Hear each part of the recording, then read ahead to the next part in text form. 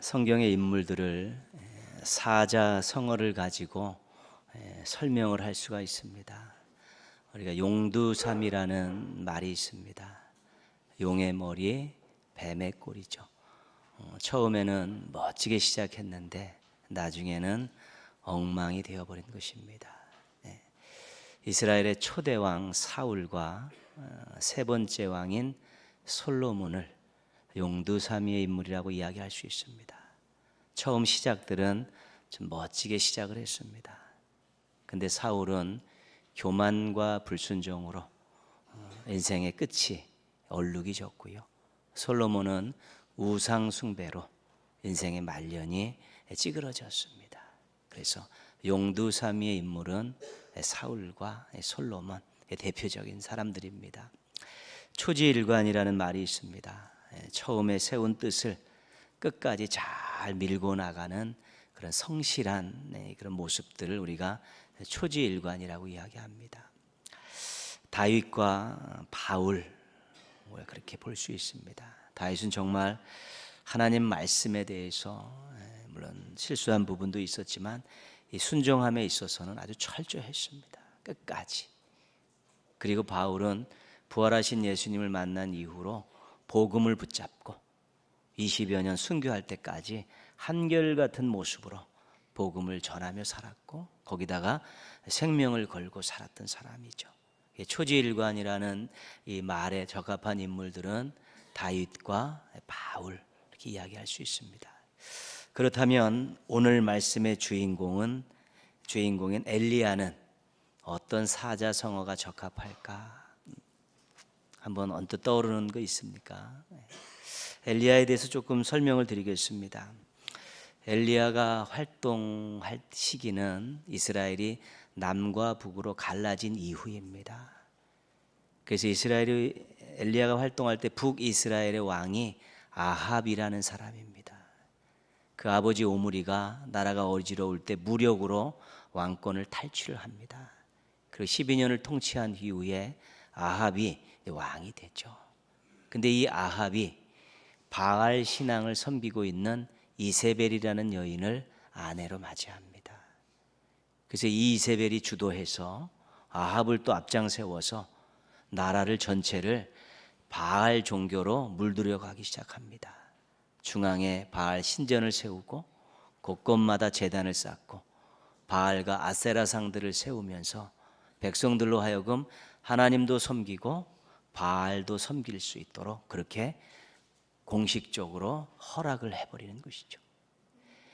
아합이 북이스라엘의 왕일 때 남한국에는 여호사밧이라는 왕이 있었습니다.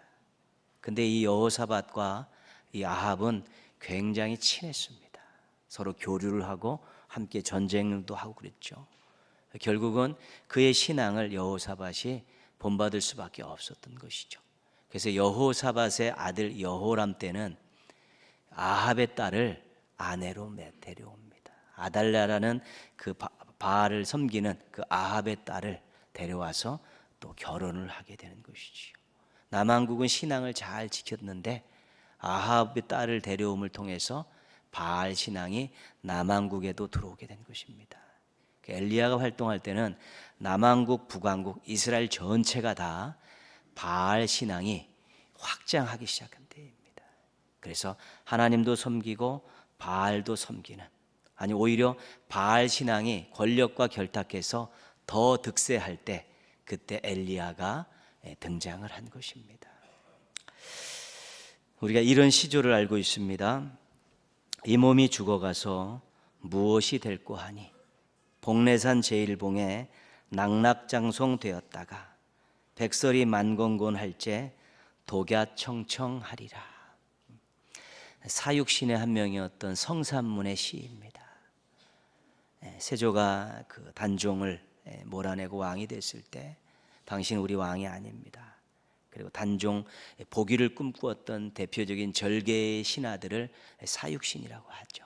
이 중에 한 명인 성산문이 지은 시조입니다. 거기서 독야청청입니다. 홀로 푸르다는 뜻입니다. 홀로 높은 절개를 지켜 변함없다는 뜻이 독야청청입니다. 우리는 단종에 대한 충절을 꺾을 수가 없습니다. 모든 사람들이 다 무서워서 세조를 섬겨도 우리는 단종에 대한 이 충성심을 꺾을 수가 없습니다라고 절개를 나타낸 시이고, 그 시조에 독야청청이라는 그런 귀한 말을 우리가 발견하게 됩니다. 엘리야를 설명하는 사자성어를 독야청청 이렇게 말씀드릴 수 있습니다. 많은 사람들이, 권력자들은 대부분 그렇고 백성들도 전부 바알을 섬기고 있을 때 엘리야만 하나님만 섬기겠다고 그 신앙을 유지했기 때문에 우리가 엘리야를 독야청청이라는 사자성어로 설명을 할 수가 있는 것입니다. 두 가지 증거를 대겠습니다. 엘리야의 이름의 뜻을 알면 우리가 독야청청이라고 붙일 수 있는 이유를 알게 되죠. 엘리야의 이름의 뜻은, 엘리는 나의 하나님이란 뜻입니다. 예수님께서 십자가에서 엘리 엘리 라마 사막다니, 그래서 나의 하나님 나의 하나님 어찌하여 나를 버리셨나이까 그럴 때 엘리, 나의 하나님이죠. 그 야는 여호와라는 뜻입니다. 할렐루야, 여호와를 찬송하라. 그래서 엘리야의 이름의 뜻은 나의 하나님은 여호와입니다. 이것이 엘리야의 이름의 뜻입니다. 내가 섬기는 하나님은 여호와밖에 없습니다. 그것이 엘리야의 이름 속에 담겨 있는 것입니다. 자신의 시대를 반영한 이름입니다. 남이야 어찌든 다른 사람들은 다 바알을 섬겨도 나는 여호와 하나님만 섬기겠습니다. 강력한 신앙 고백이고 시대를 향한 예언적인 외침이라고 볼 수 있습니다. 엘리야가 아합에게 갈멜산 전투를 제안을 합니다.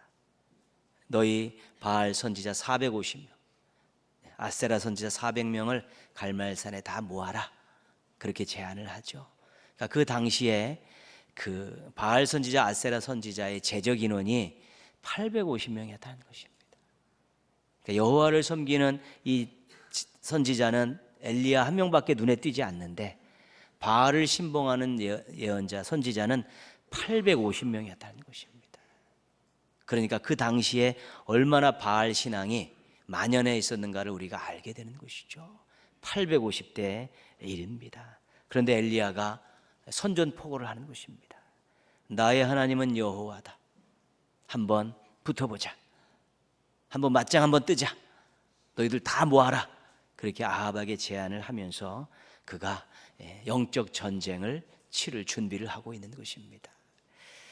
이런 엘리야의 이름과 엘리야의 전투를 제안하는 모습을 볼 때 독야청청이라는 그 말이 어울리지 않습니까? 남들은 어때도, 남이야 어찌든 나만은 하나님만 여호와로 섬기겠다라는, 하나님을 여호와로 섬기겠다는 그런 모습을 지니고 있었다는 것입니다. 엘리야와 같은 이런 독야청청하는 모습이 보기 좋지 않습니까? 부럽지 않습니까? 그렇게 살고 싶습니까? 저와 여러분이 독야청청하며 살았으면 좋겠습니다. 독야청청하며 살기를 주님의 이름으로 축복합니다. 그런데 우리가 눈여겨보아야 될 상황이 있습니다. 오늘 말씀을 그림으로 한번 그려보면 그렇습니다. 엘리야가 여기 서 있습니다. 그리고 오늘 22절 말씀에 보시면요, 엘리야가 백성에게 이르되 여호와의 선지자는 나만 홀로 남았으나 바알의 선지자는 450명이로다. 엘리야가 여기 혼자 서 있고 이쪽에 450명의 바알 선지자가 서 있습니다. 850명이 제적인데 아마 450명만 왔습니다. 서로 서 있습니다. 엘리야는 나의 하나님은 여호와이십니다. 450명의 바알 선지자는 우리의 하나님은 바알입니다. 지금 서로 맞서고 있죠. 싸움이 시작되기 전이니까 전운이 감돌고 있는 것입니다. 그런데 그 주변에 많은 백성들이 모여 있습니다. 싸움 구경 재미있으니까 왔겠죠. 또 다른 속셈이 있기 때문에 온 것입니다. 1대 450의 전쟁을 준비하고 있는데 많은 백성들이 새카맣게 몰려 있는 것입니다. 그런데 엘리야가 그 백성들을 향해서 이야기합니다. 21절에 나와 있습니다. 엘리야가 모든 백성에게 가까이 나아가 이르되, 우리 엘리야가 한 말만 같이 읽어보겠습니다. 너희가 어느 때까지 둘 사이에서 머뭇머뭇하려느냐? 여호와가 만일 하나님이면 그를 따르고 바알이 만일 하나님이면 그를 따를지니라. 엘리야가 나의 하나님은 여호와라는 고백을 가지고 있고, 바알 선지자들은 우리의 하나님은 바알이다라는 고백을 가지고 서로 싸움을 하려고 맞서고 있는데, 이 백성들은 어느 편도 응원하지 않는 것입니다. 이미 그렇게 살아왔습니다. 하나님도 섬기고 바알도 섬기고 자기의 편리에 따라 이익에 따라 그렇게 살고 있는데, 이 싸움에 모였는데 그들이 엘리야 이겨라, 바알 이겨라 그런 거 아니라 전부 다 어정쩡하게 지금 서 있는 것입니다. 누가 이기는지 보겠다는 것입니다. 이긴 쪽에 붙겠다는 것입니다. 눈치를 보고 계산을 하고 있는 것입니다. 그 전에도 바알과 하나님을 동일하게 섬기면서 이득되는 쪽에 붙었듯이 지금도 이 싸움에 승리하는 쪽에 붙겠다고 어정쩡하게 서 있고, 양다리 걸치고 서 있고, 눈치 보며 서 있고, 계산하며 서 있고, 기회주의적인 모습으로 지금 서 있는 것이 백성들입니다. 그러니까 엘리야가 뭐냐? 둘 중에 하나 선택해라. 누가 너희 하나님이냐? 바알이 너희 하나님이냐? 여호와가 너희 하나님이냐? 분명하게 의사표명을 하고 그쪽에 붙어야지 어정쩡하게 양다리 걸치고 기회주의적인 모습으로 그렇게 서 있느냐? 엘리야가 화가 나서 그들을 질타하고 있는 것입니다. 답답한 마음이 엘리야의 마음이었습니다. 왜 그 많은 백성들이 확실한 신앙을 갖지 못하고 머뭇머뭇거리고 있었을까요? 왜 엘리야처럼 확실한 신앙을 가지지 못했을까요? 그 당시 아합 왕 시대 때 나의 하나님은 여호와라고 고백하는 사람이 한 명밖에 남지 않습니다. 나의 하나님은 바알이라는 사람은 450명이나 지금 남아있는데, 그 수많은 나머지 백성들은 전부가 다 중간지대에 서서 눈치만 살피고 양다리 걸치고 귀에만 엿보고 있다는 것입니다. 왜 그들이 이렇게 분명하지 못한 어정쩡한 그런 신앙을 갖게 되냐는 것입니다. 그토록 오랜 세월 하나님의 은혜를 받았고 말씀으로 교육받고 정말 하나님의 선지자를 통해서 계속해서 하나님의 뜻이 전달되었음에도 불구하고 그들이 왜 이렇게 회색 신앙을 갖고 불분명한 신앙을 가질 수밖에 없었는가? 오늘 그 이유를 몇 가지 살펴보려고 합니다. 첫 번째는 말씀보다 풍요를 좋아했습니다. 요단강을 건너기 전에 모압 평지에서 모세가 이스라엘 백성들에게 세 차례에 걸쳐 설교를 했습니다. 그것이 신명기서입니다. 신명기서에서 이야기한 중요한 내용이 뭐냐면 하나님 말씀에 순종해라. 그리고 자녀들에게 잘 가르쳐라. 이것이 신명기에 나오는 중요한 내용의 첫 번째입니다. 하나님 말씀에 순종해라. 가나안 땅에 들어가서. 그리고 자녀들에게 말씀을 잘 가르쳐라. 누누이 당부했습니다. 근데 그들이 가나안 땅에 들어와서 누구를 만나냐? 바알 신앙을 접하게 된 것입니다. 바알 신앙은 풍요와 다산 신앙입니다. 바알을 섬기면 풍요롭고 또 자녀 많이 낳고 번성한다는 그런 것들을 가르치는 신앙입니다. 그들이 이제는 정착하며 농사를 짓게 되면서 가나안 땅에서 그 바알 신앙에 빠져버린 것입니다. 말씀대로 사는 것보다 풍요로운 것이 훨씬 더 좋았던 것입니다. 말씀대로 순종하며 사는 것보다 바알을 쫓아가서 정말 부족함 없이 사는 것이 훨씬 좋았고, 그런 것들에 깊이 빠져버린 것이죠. 그래서 모세가 말씀에 순종하라는 말씀과 더불어서 또 한 가지 강력하게 했던 설교의 내용은 뭐냐면 하나님만 섬겨라. 가나안 신들의 유혹에 넘어가지 마라. 또 그것도 당부했는데 그것도 다 잊어버린 것입니다. 그런데 하나님만 섬기고 말씀에 순종한다고 거지가 되지 않습니다. 수와 양으로 측량할 수 없는 자자손손이 하나님만이 주시는 복이 약속이 되어 있던 것입니다. 하나님만 섬기고 한눈 팔지 않고 하나님 말씀에 순종하면 자자손손이 누릴 수 있는 무형의 복들을 약속해 주셨는데, 당장 눈앞에 보이고 당장 손에 잡히는 거기서 빼앗겼기 때문에 당장 누릴 수 있고 당장 활용할 수 있는 그 눈앞에 있는 그런 풍요에 빠져버렸기 때문에 말씀을 외면하고 풍요를 선택한 것입니다. 이 시대에도 흐르고 있는 주류 가치가 있습니다. 이러면 안 되는데요, 사람들 마음속에 착하게 살면 손해본다, 정직하게 살면 손해본다, 그런 가치들이 점점 더 거세지고 있습니다.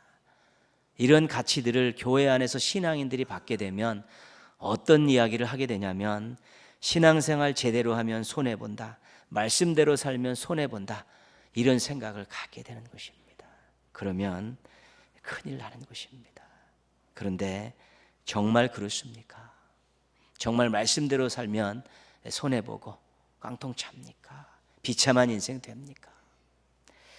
인생에서 가장 큰 손해가 물질입니까? 무형의 가치들이 얼마나 많은지 모릅니다. 윤리도 그렇고 사랑도 그렇고 정직도 그렇고 정의도 그렇고 무형의 가치들도 많습니다. 신앙인에게 있어서 가장 큰 손해가 물질입니까? 하나님을 잃어버리고 하나님 말씀을 잃어버리는 것이 가장 큰 손해가 아니겠습니까? 풍요가 인생의 목적이 되면 어정쩡한 신앙에서 빠져나올 수 없는 것입니다. 이것도 저것도 아니고 바라보고 있는, 정말 이 시대도 우리들에게 끊임없이 도전되어 오고 있습니다. 말씀이냐 풍요냐, 혹시 이 사이에서 머뭇머뭇거리고 계시지 않습니까? 앞으로도 계속 머뭇머뭇 하시겠습니까? 이제는 결정해야 될 때입니다. 두 번째, 거룩보다 쾌락을 더 좋아했습니다. 바알 신앙의 매력 가운데 한 가지는 풍요와 다산도 있지만 또 한 가지는 쾌락입니다. 특별히 성적 쾌락입니다. 바알 신전에는 공식적으로 창기들이 있었습니다.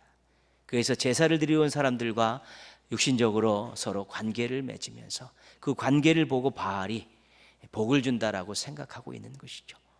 그래서 그런 성적인 쾌락이 합법적이 되어 있는 곳이 바로 바알 신앙입니다.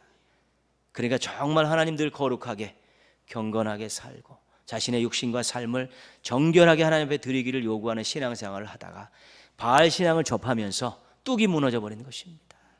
이런 것들이 있었구나, 이런 즐거움들이 있었구나, 막 그러면서 그들이 막 치심하게 되면서 정말로 거룩을 잊어버리고 그들이 정말로 쾌락을 사랑하게 된 것입니다.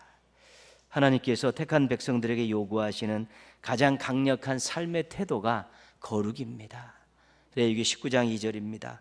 너희는 거룩하라, 이는 나 여호와 너희 하나님이 거룩함이니라. 그렇죠? 거룩은 하나님을 닮아서 세상과 다르게 사는 것입니다. 하나님께 대해서는 정결함을 보여드리고 세상에 대해서는 하나님 뜻대로 사랑하며 살아가는 것, 그것이 거룩입니다. 근데 그들이 거룩을 잃어버리고 쾌락을 좋아하면서 신앙이 변질되기 시작한 것입니다. 쾌락은 자기 자신의 오감을 즐겁게만 하는 이기적인 즐거움입니다. 여러분, 쾌락을 쫓다 보면 하나님이 설 자리가 없습니다. 그리고 다른 사람이 들어올 공간이 없는 것입니다. 쾌락을 쫓는 사람들의 마음은 나만 즐거우면 되는 것입니다. 나만 즐거우면 그만입니다. 남이야 어찌게 된 나만 즐거우면 된다는 것이죠. 그런데 나만 즐거움을 준다고 쾌락을 쫓아 살면 하나님이 왕으로 앉아있을 자리가 없는 것입니다. 다른 사람을 돌아보고 다른 사람과 더불어 나누며 배려하며 살아가고 섬기며 살아가야 될 삶의 태도는 나오지 않는 것입니다. 나만 즐거우면 되니까요.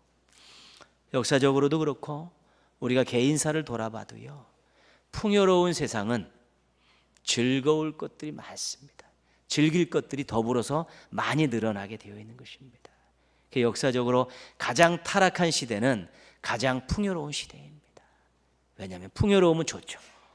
그러나 풍요로운 것만큼 즐길 것들이, 세상 낙들이 더 많아지고 있다는 것입니다. 즐기기에 시간이 부족하고 즐기기에 물질이 부족할 정도로 즐기며 살면 한도 끝도 없이 즐기는 것들, 그런 유혹들이 계속되는 것입니다. 세상적인 즐거움에서 벗어나지 못하고 거룩을 쫓지 못하면 양다리 신앙이 될 수밖에 없습니다. 한 다리는 신앙에 걸쳤지만 한 다리는 언제든지 뛰어나갈 준비가 되어 있습니다. 즐거움 있는 곳으로 뛰어나갈 준비가 되어 있는 것입니다. 한 다리는 하나님께 걸쳤지만 한 다리는 세상락에 걸치면 절대로 건강한 신앙 가질 수 없습니다. 거룩이냐 쾌락이냐, 혹시 이 사이에서 머뭇거리고 살고 있지는 않습니까? 앞으로도 계속 머뭇머뭇 하시겠습니까? 이제는 결단해야 될 때입니다. 세 번째는 고난보다 편안을 더 좋아했습니다. 하나님을 믿는다는 것이, 하나님에 대해 이야기한다는 것이 핍박으로 다가오는 시대가 있었습니다. 엘리야 시대도 그랬고요, 초대교회도 그랬습니다. 그리고 지금도 이 지구상의 많은 나라, 많은 지역에서 신앙을 이야기할 수 없고 하나님 말씀을 마음대로 볼 수 없고 예배를 드릴 수 없는 그런 곳들이 있습니다. 그런 곳에는 다 고난이 있습니다. 그런데 고난당한다고 비참한 인생입니까? 고난당한다고 불쌍한 인생입니까? 주님을 위해서 신앙을 지키다가 고난을 당한다고 참 불쌍하다, 참 비참하다, 그렇게 이야기할 수 있습니까? 그렇게 이야기할 수 없습니다. 하나님의 말씀이 그렇게 말씀하고 계시지 않고 그렇습니다. 의를 위하여 핍박을 받는 자는 복이 있나니 하나님의 나라가 그들의 것이다. 하나님은 오히려 신앙 때문에 고난받는 그것을 복 있다고 이야기합니다. 하나님 나라에 들어오기 합한 자라고 그렇게 말씀하고 계십니다. 그렇기 때문에 고난이라는 것이 무조건 다 당하지 않으면 좋은 것은 아닙니다. 때로는 주님 때문에, 신앙 때문에 고난 당하는 그것이 복된 인생이고 만족함을 누릴 수 있고 하나님의 영광을 바라볼 수 있고 하나님 나라에 합하다고 인정받을 수 있게 되는 것입니다. 이 시대는 고난은 없지만 편안이 우리를 유혹하고 있습니다. 편하게 살자, 편하게 신앙생활하자, 그것입니다. 하나님의 일은 수고와 희생이 없으면 절대로 할 수 없습니다. 신앙 자체가 그렇게 되어 있습니다. 왜냐하면 우리를 오늘 이 자리까지 인도하는 동안에 하나님이 얼마나 많은 수고와 희생을 하셨는지 모릅니다. 우리를 하나님의 자녀로 삼기 위해서, 우리를 하나님의 거룩한 백성으로 만들기 위해서, 우리를 하나님의 신실한 종으로 다듬기 위해서 졸지도 주무시지도 않으면서 우리를 위해 수고와 희생을 하셨고, 독생자를 희생하셨고 예수님은 생명을 희생하셨습니다. 그래서 오늘 우리를 이렇게 만드셨기 때문에 우리가 하나님의 은혜를 알고 하나님의 영광을 위해서 산다면 수고와 희생과 고난은 당연한 것으로 여겨야만이 건강한 신앙인, 건전한 신앙인으로 살아갈 수 있게 되는 것입니다. 인생은 고난이라는 연단의 과정을 거쳐서 성숙해지고요, 신앙 역시 고난이라는 연단의 과정을 거쳐 성숙해지고요, 사명자 중에 고난을 당하지 않은 사명자는 주님을 위해서 생명 걸고 각오를 할 수 없게 되는 것입니다. 정호승 시인의 시집 가운데 나는 희망을 거절한다는 최근에 나온 시집이 있습니다. 그곳에 굴비에게라는 시가 있습니다. 굴비에게. 지금 어려운 시대를 살고 있는 이 시대의 청년들을 위해서 쓴 시입니다. 시의 내용을 잠깐 짧게 읽어드리겠습니다. 부디 너만이라도 비굴해지지 말기를, 강한 바닷바람과 햇볕에 온몸을 맡긴 채 꾸덕꾸덕 말라가는 청춘을 견디기 힘들지라도 오직 너만은 굽실굽실 비굴의 자세를 지니지 않기를, 무엇보다도 별을 바라보면서 비굴한 눈빛으로 바라보지 말기를. 돈과 권력 앞에 비굴해지는 인생은 굴비가 아니다. 내 너를 굳이 천일염에 정성껏 절인 까닭을 알겠느냐. 무슨 내용이냐면 조기가 굴비가 되기 위해서는 천일염에 절이는 과정이 필요하다는 것입니다. 조기가 그냥 굴비가 되는 것이 아니라 소금에 절여지는 그런 인고의 시간들이 필요하다는 것입니다. 그러면 조기에서 귀한 굴비로 바뀐다는 것입니다. 지금 힘든 시절을 살아가는 청년들에게 너희들 지금 어렵지 않느냐, 그러나 조기로 살지 않았으면 좋겠다. 굴비가 되기 위해서 이 어려움들을 참고 소망을 가지고 잘 버텨내라는 것이죠. 굴비에 뒤집은 말이 비굴 아닙니까? 이 시에서 비굴이라는 말을 굉장히 많이 쓰고 있습니다. 너희들 그런 권력 앞에서, 그리고 물질 앞에서 비굴해지지 마라. 힘들고 어려워도 참아라. 그러면 이 고난의 과정을 거쳐 너희들이 조기가 굴비가 되듯이 그렇게 귀한 존재로 바뀌고 새로운 미래를 맞이할 수 있을 것이다 라고 젊은이들에게 이 시를 헌정하고 있는 것입니다. 편안을 쫓다 보면 신앙이 나약해집니다. 고난을 외면하다 보면 늘 눈치 보는 신앙으로 갈 수밖에 없습니다. 힘든 일 아니야. 야, 이거 신앙 지키다가 이거 어려움 안 돼. 이거 하다가는 정말 주님이 나 힘들어. 그러면서 외면하다 보면 신앙은 나약해질 대로 나약하고요. 정말 눈치 보고 힘들지 않은 것 찾느라고 고난의 현장을 피하려고 눈치 보는 그런 신앙으로 전락할 수밖에 없다는 것입니다. 고난이냐 편안이냐 혹시 이 사이에서 머뭇머뭇거리고 있지는 않습니까? 계속 머뭇머뭇 하시겠습니까? 이제는 결단하셔야 합니다. 갈멜산 싸움에서 누가 이겼습니까? 엘리야가 이기지 않았습니까? 이 갈멜산 싸움은 누가 제안을 했냐면 엘리야가 제안을 했습니다. 여러분, 우리가 무슨 경쟁을 하고 내기를 할 때 어떤 조건을 내놓으면 상대방이 자기에게 불리하면 안 한다고 합니다. 그렇게 다시 조정하자고 그랬죠. 근데 엘리야가 내놓은 것을 450명의 바알 선지자들이 받았습니다. 받았다는 이유는 할만하다는 것입니다. 승산이 있다는 것입니다. 왜 그러냐면 그 바알의 형상을 보면 여러 가지 형상이 나오는데요. 바알의 그 만들어 놓은 그 형상 가운데 한 가지가 번개 같은 걸 들고 있습니다. 번개. 그러면 팍 불을 던질 수 있다는 것입니다. 그러니까 바알 신앙이 그것을 받아들였을 때는 자신이 있었던 거예요. 제 바알 신앙, 번개를 들고 있는 바알 신앙이 탁 던져서 불로 응답해 줄 걸 믿고 있었다는 것이죠. 자신이 있었어요. 인원도 450명이나 왔으니까요. 근데 엘리야는 더 자신이 있었습니다. 얼마나 자신이 있었냐면 불로 응답하는 제단에 싸움을 걸어놓고 거기다가 물을 갖다 들이붓지 않았습니까? 재물도 나무도 옆에 또랑을 파갖고 물이 장자자작하게 흐르도록 그렇게 다 만들어 놨습니다. 웬만큼 자신이 없으면 이거 할 수 없는 일입니다. 뭐에 자신이 있었습니까? 나의 하나님은 여호와라. 내가 섬기는 하나님 여호와께서는 반드시 승리하실 수 있다라. 저런 잡신들과의 싸움에서 결코 지지 않는다라는 확신과 신앙이 있었기 때문에 그 물을 드셔먹고 한 것입니다. 하나님께서 이기게 해주셨습니다. 이제 머뭇머뭇하면서 눈치 보는 것 끝내야 합니다. 양다리 걸치고 계산하는 신앙 버려야 합니다. 승부가 이미 나버렸습니다. 결과가 이미 보여졌습니다. 하나님 편에 서면, 하나님만 의지하고 믿으면 승리고 형통이라고 다 결정이 나버렸습니다. 우리가 정말로 이런 결정난 일을 눈에 보고도 말씀에서도 읽고도 아직까지 머뭇머뭇거리고 있으면 그 신앙은 믿음이 없는 신앙입니다. 말씀을 믿지 않는 신앙이고 하나님의 능력을 신뢰하지 않는 신앙입니다. 계속 양다리로 살아야 되고 계속 어정쩡하게 살아야 되고 계속 계산하는 신앙 가지고 살아야 되고 계속 눈 굴리며 살아갈 수밖에 없는 것입니다.